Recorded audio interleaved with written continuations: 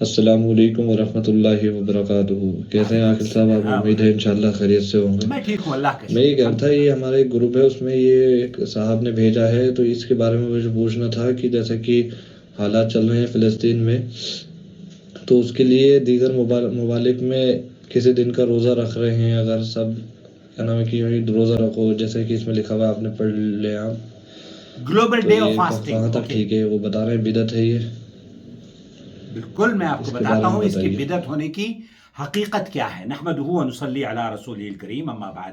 ایک تو یہ کہ یہ سرکولیشن آپ کے پاس بھی یقیناً آئی ہوگی، global day of fasting in solidarity with the Palestinian people, یا یوں کہہ لیجئے کہ فلسطینی مسلمانوں کے لیے اظہار یکجہتی کا جو مظاہرہ پوری دنیا کے لوگ کرنا چاہ رہے ہیں روزہ رکھ کر، اور ایک اردو میں تحریر بھی نشر کی جا رہی ہے کہ فلسطین کے مسلمانوں کے لیے آئے جمعرات کے دن 19 اکتوبر سن 2023 کو سب مل کر روزہ رکھیں فلسطین کی مسلمانوں کے لیے یا فلسطین کی آزادی کے لیے۔ دیکھیں، کوئی بھی عبادت جب آپ کرتے ہیں اس کے دو اصول ہوتے ہیں بنیادی، اللہ کے یہاں وہ قابل قبول اس وقت ہوگی جب ایک تو یہ کہ نبی کریم صلی اللہ علیہ وسلم کے طریقے کے مطابق ہو، اور دوسرے یہ کہ اللہ کے لیے وہ عمل خاص ہو۔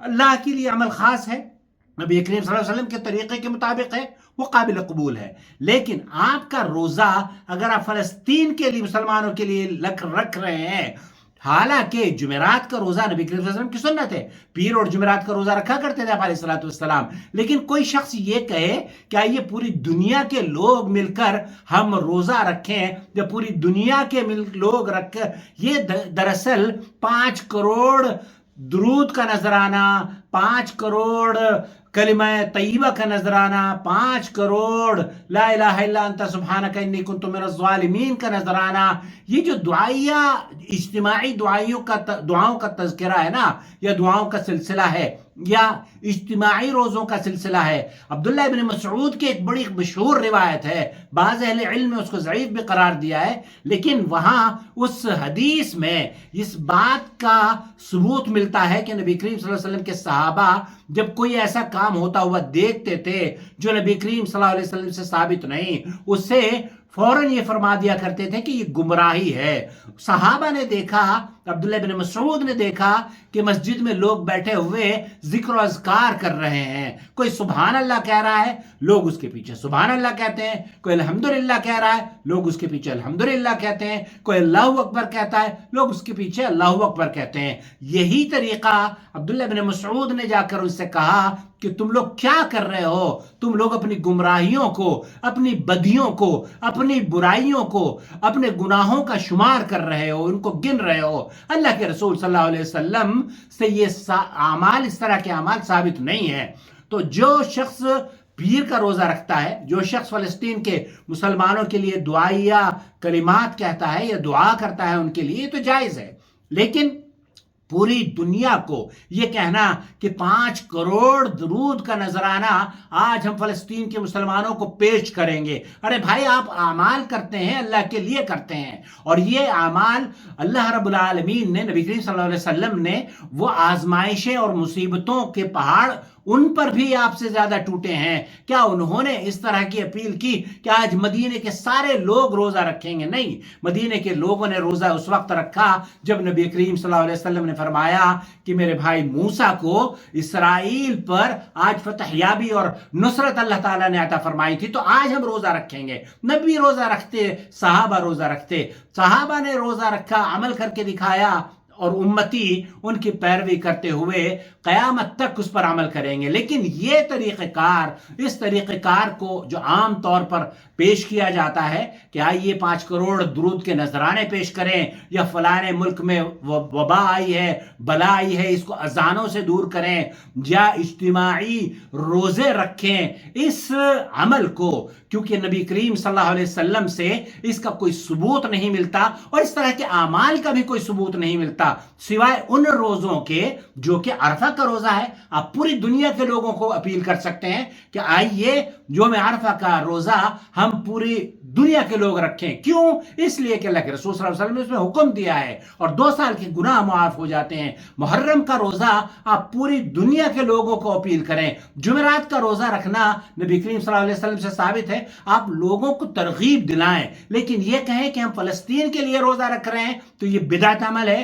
کیوں؟ کیونکہ یہ ایجاد ہے آپ کی. اگر آپ جمعرات کا روزہ رکھتے اور لوگوں کو تلقین کرتے کہ یہ سنت ہے نبی کی، تب ہم بھی روزہ رکھتے. لیکن آپ نے نبی کی سنت کو چھوڑ کر ایک نئے کام کا آغاز کیا ہے. اللہ تعالیٰ ان لوگوں کو ہدایت نصیب فرمائے جو آج روزے سے ہیں. میں تو یہ کہوں گا کہ یہ روزہ آپ کے نامہ اعمال میں گناہوں میں اضافے کا سبب بن سکتا ہے. اگر اللہ تعالیٰ آپ سے پوچھ بیٹھا اور پوچھے گا، یقیناً پوچھے گا کہ آپ نے یہ روزہ کس کے کہنے پر رکھا؟ مجھے تو سوشل میڈیا پر میسج آیا تھا، فلاں صاحب نے بولا تھا، فلاں عالم نے بولا تھا. تو کیا یہ عذر اور یہ دلیل اللہ کے ہاں قبول ہوگی؟ نہیں.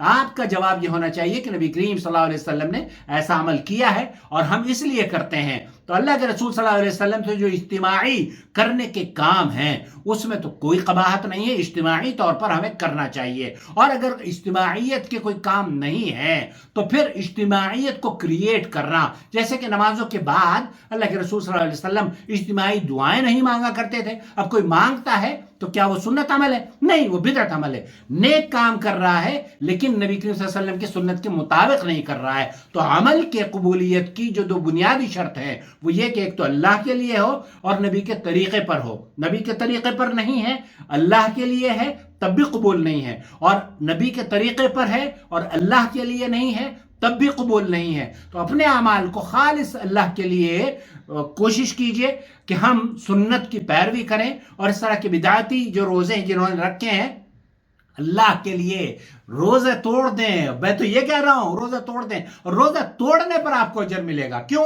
کیونکہ بدعت سے آپ خلاصی کا اظہار کریں گے، بدعت سے بیزاری کا اظہار کریں گے. یہ پہلا موقع ہے جن لوگوں نے روزہ رکھا ہے وہ اگر روزے کو توڑ دیں گے تو انہیں اجر ملے گا. جی ہاں، فلسطین کے لیے روزہ رکھنا نبی کریم صلی اللہ علیہ وسلم یا اسلام نے نہیں سکھایا کہ ہم کسی ملک کی آزادی کے لیے روزہ رکھیں. ہم اپنی جان کو جہنم سے آزاد کرانے کے لیے جمعرات اور پیر کا روزہ رکھیں. یہ بات تو سمجھ میں آتی ہے، لیکن یہ بات سمجھانے میں آپ قرآن و سنت سے کوئی بھی دلیل نہیں پیش کر پائیں گے کہ جناب فلسطین کے مسلمانوں کے لیے یا فلانی اس کے لیے. یہ ساری کی ساری خرافات ہیں، اور اللہ کے رسول صلی اللہ علیہ وسلم کی حدیث ہے کل محدثۃ بدعہ وکل بدعۃ ضلالہ وکل ضلالۃ فی النار.